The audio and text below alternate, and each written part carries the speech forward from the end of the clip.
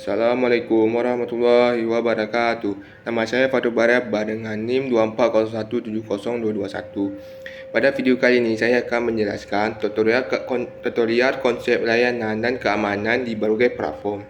Oke, langsung saja ke videonya. Yaitu yang pertama adalah pengantar keamanan platform. Yang kedua adalah fitur keamanan inti dari platform Apple. Yang ketiga adalah integrasi dan keamanan layanan. Oke. Yang pertama itu ialah pengantar keamanan platform. Prinsip utama pertahanan berlapis. Pertahanan berlapis, pendekatan multiplayer memastikan bahawa jika salah satu lapisan keamanan gagal, lapisan lainnya akan dapat melindungi sistem.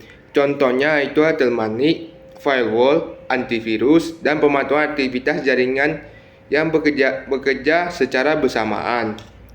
Lalu yang kedua itu ialah enkripsi ujung ke ujung. Itu mengamankan data melalui proses enkripsi sepanjang perjalanan komunikasinya, sehingga hanya pengirim dan penerima yang sah dapat mengakses informasi tersebut. Ini sering digunakan dalam layanan pesan atau aplikasi perbankan. Yang ketiganya itu yaitu autentikasi pengguna, implementasi. Metode autentikan seperti password, biometrik atau metode multifaktor authentication (MFA) itu membantu memverifikasi identitas pengguna sebelum memberikan akses. Yang keempat itu pemantauan aktif sistem memindah potensi keamanan secara real time. Itu untuk mengidentifikasi anomali seperti aktivitas mencurigakan demi menjaga pelanggaran platform. Habis itu pentingnya dalam ekosistem modern. Yang pertama itu adalah perlindungan data, yang kedua kepercayaan pengguna, yang ketiga konektivitas global, dan yang keempat itu kompleksitas regulasi. Lalu yang part keduanya itu fitur keamanan inti platform Apple. Perangkat keras dan enclave aman. Enclave aman. Yang pertama enclave aman.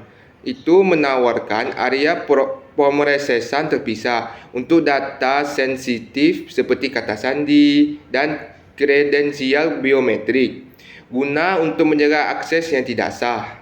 Yang kedua itu Apple Segregation.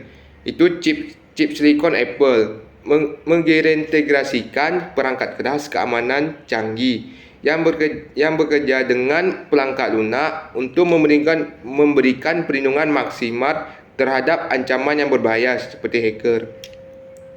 Lalu yang ketiga ini Face ID. Face ID ini itu menggunakan teknologi pengenalan wajah berbasis kamera atau TrueDepth untuk autentikasi yang aman dan nyaman dengan algoritma pembelajaran mesin.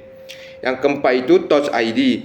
Touch ID itu berbasis sensor sidik jari yang memungkinkan penguncian perangkat yang intuitif sekaligus mengamankan transaksi digital dengan pemindahan biometrik cepat dan privasi tinggi. Habis itu ada keamanan sistem. Yang pertama itu ada bot aman, yang kedua pemrograman terintegrasi, lalu yang ketiga pengoperasian terkendali, lalu yang keempat itu otomasi keamanan. Lalu yang ketiga ini ialah integrasi keamanan dan layanan. Perlindungan ekosistem perangkat lunak. Yang pertama itu pembaruan aman Apple menyediakan mekanisme pembaruan lunak yang terjadual dan terenkripsi guna mencegah ancaman keamanan dan kerentanannya. Yang kedua itu perlindungan aplikasi sistem Apple. Melindungi aplikasi pihak ketiga melalui kontrol ketat pada proses instalasi dan autentikasi untuk menjaga akses yang tidak sah. Lalu yang tiga ini isolasi sistem. dengan teknologi seperti sandboxing. Apple memastikan bahwa aplikasi tetap terpisah satu sama lainnya, mengurangi risiko seperti eksploitasi data pengguna. Lalu ada komunikasi dan keamanan pembayaran. Yang pertama itu ada enkripsi pesan, yang kedua ada transaksi aman, lalu yang ketiga itu proteksi jaringan. Lalu ini adalah desain aman yang berpusat pada pengguna. Yang pertama itu fitur default. Banyak fitur default keamanan seperti Face ID dan Touch ID diaktifkan secara otomatis sehingga pengguna tidak lagi perlu melakukan konfigurasi yang rumit. Lalu yang kedua itu intuitif. Apple mengkombinasikan desain sederhana dengan sistem keamanan untuk menciptakan pengalaman pengguna yang mulus tanpa mengulangi perlindungannya. Lalu yang ketiga itu reliabilitas. Produk Apple dirancang agar tetap aman bahkan kondisi ekstrim, memastikan bahwa fitur utama seperti enkripsi perangkat keras tidak dapat dinonaktifkan secara tidak sengaja. Okey, cukup sekian dari video saya. Mohon maaf apabila banyak kesalahan dan kata-kata yang tidak pas. Terima kasih. Assalamualaikum warahmatullahi wabarakatuh.